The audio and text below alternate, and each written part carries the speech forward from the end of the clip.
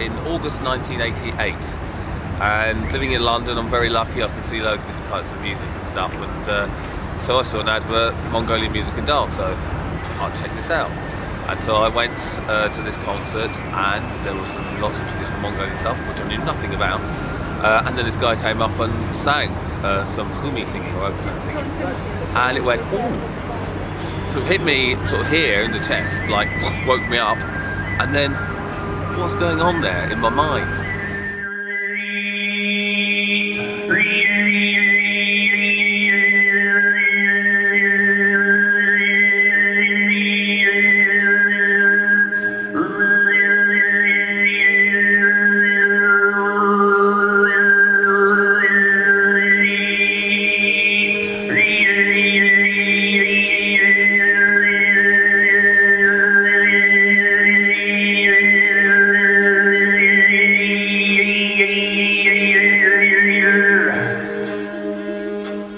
Obviously, I got into this type of singing, and it made me read and investigate more about the culture. And so I'd buy books on Mongolia. I would try and see Mongolian concerts. There weren't many in Britain, but because my sister lived in Paris, I managed to go to a few. And I was too scared to go in 1988, 1999. I was working in computing. I was a computer operator and then database analyst, and really going in the spiral downwards. It is for somebody, but it wasn't for me, because the thing that was for me was to make sound.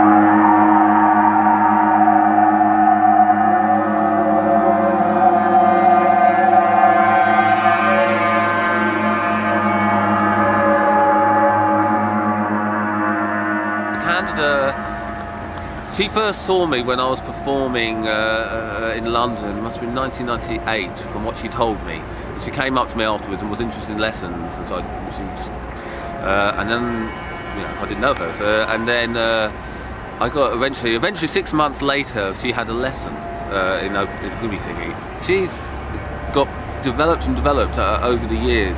Particularly now, she's got the low style of singing, which is really rare for a woman to do. And that took her a little while to get into it. She really wanted to do it. That's the key to anything. She really had an intention of, I'm going to do it. And it can be frustrating when it doesn't always work at first, but she persevered. And now she's got a lovely purr of a Candida and undertone singing.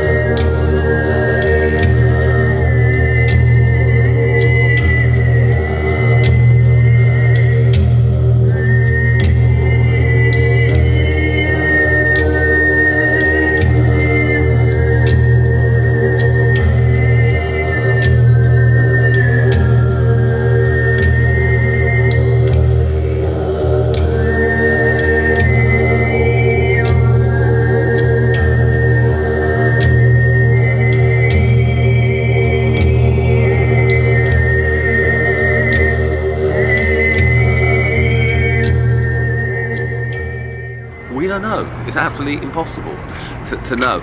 Maybe the low style,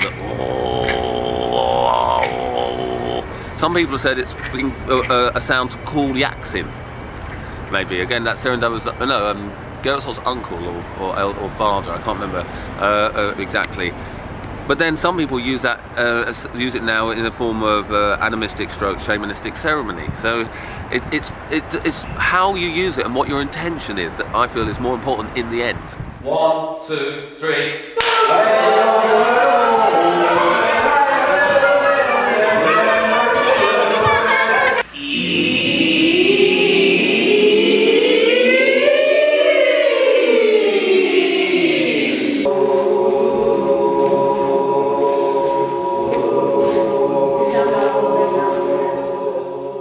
I was very lucky and I've been given a sort of blessing by both Gerrit and Serendava, two Khöömii singers, to teach the basics of Khöömii. So that's like saying, okay, you better do it. And it's great because for me it's a way of sharing a little bit about my journey, sharing about a culture, and also for people to connect with their voice. And it's like a really very easy way of singing. There's not much really you have to do to sing overtones in a very different, very normal voice. It's just listening more than anything else. And so people can get some form of result quite quickly. Then it's up to them to actually really work. But if I hear and see and hear that somebody has heard their own harmonic, it makes me really happy, because it can, if they want to, start them on a whole road of listening to themselves. Our voice is connected to our breath, it's connected to our body. Sound that's non-verbal is connected to something really outside text, and which can bring people into another way of being, of listening, which is, you could say, alter stage, but it's another way of being, and that's very precious, I think, in today's society.